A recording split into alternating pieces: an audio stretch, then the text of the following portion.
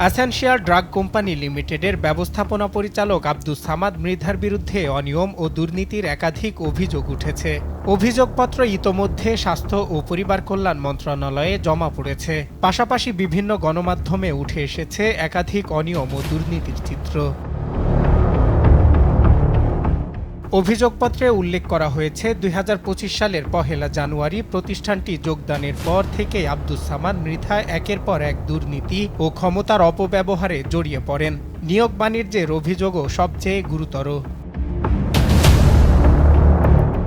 অভিযোগে বলা হয় তিনি যোগদানের পরপরই ২০ থেকে ২৫ জনকে নিয়োগ দেন এবং প্রত্যেকের কাছ থেকে ১০ থেকে ১৫ লাখ টাকা করে নেন। এসব নিয়োগে সরাসরি সম্পৃক্ত ছিলেন তার ভাতিজা নাজমুল। যখন দেখছি যে এই লোকগুলোর বিরুদ্ধে কম বেশি অভিযোগ আছে, তাদেরকে আমরা কাজ থেকে সাময়িকভাবে বলবেন বিরক্ত রাখছি। অভিযোগে আরও বলা হয় ১৮৪তম বোর্ড মিটিংয়ে প্রিমিয়ার ব্যাংকের হিসাব বন্ধ করার অনুমোদন দেওয়া হলেও এমডির ব্যক্তিগত স্বার্থে এই ব্যাংক ৫০ কোটি টাকা স্থায়ী আমানত রাখেন।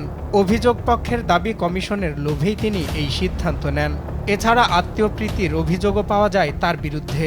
অবসরের পর আত্মীয় গোলাম ফারুককে চুক্তিভিত্তিক নিয়োগ দিয়ে গুরুত্বপূর্ণ ক্রয় বিভাগে বদলি করা হয়, যাতে প্রতিষ্ঠানটির ক্রয় প্রক্রিয়ায় অনিয়ম চালানো যায়।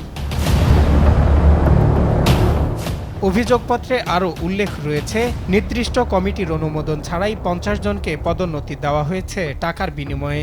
প্রত্যেকের কাছ থেকে ২ থেকে ৩ লাখ টাকা নেওয়া হয়েছে বলে দাবি করা হয়। একইভাবে অ্যাডহক ও ক্যাজুয়াল কর্মকর্তা কর্মচারীদের অনুমোদন ছাড়াই স্থায়ী করা হয় অর্থের বিনিময়ে। যাদের চাকরি গেছে বিভিন্ন কারণে, প্রত্যেকটা কারণ লেখা আছে, ওরা এইরকম বলবি। বিভিন্ন পত্রিকায় প্রকাশিত খবরে উঠে এসেছে এলাকা ভিত্তিক প্রভাবও এই দুর্নীতির অংশ। বিশেষ করে ফরিদপুর জেলার একাধিক কর্মকর্তাকে নিয়ম নীতি উপেক্ষা করে পদোন্নতির সুপারিশ করেছেন এই এমডি। তাদের মধ্যে উল্লেখযোগ্য হিসাব ও অর্থ বিভাগের উপমহাব্যবস্থাপক মোহাম্মদ জাহাঙ্গীর আলম। একটা ভালো লোকরে, ভালো কাজের লোককে, ভালো কোয়ালিফাইড লোককে।